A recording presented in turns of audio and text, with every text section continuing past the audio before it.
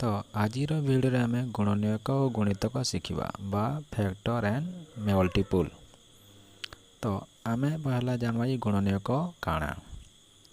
तो गुणनीयक काଣା जे कौन सी संख्यार जो संख्या गुड़िक द्वारा विभाज्य से ही संख्या गुड़िक उक्त संख्यार गुणनीयक कह जाए।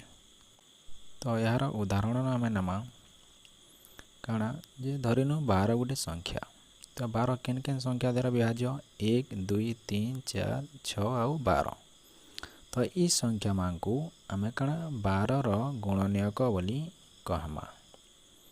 ओके 12 रो गुणनीयक तापरे आमे जानमा जी गुणितक काଣା जे कौन सी संख्या को 1 2 3 4 जा के जा भी हो सही संख्या द्वारा आमे जब गुणन करमा जेन संख्या मिलबा से संख्या गुड़िक आम क्या कहमा उक्त संख्यार गुणितक बोली कहमा। जेनता एग्जांपल 5 है 5 गुणे 1 5 है 5 गुणे 10 तार 5 3 15 5 20 5 5 25 ये संख्या मैंने बाहर 5 10 15 20 25 आर भी बाहर। तो ये आम क्या कहमा 5 रो गुणितक बोली कहमा।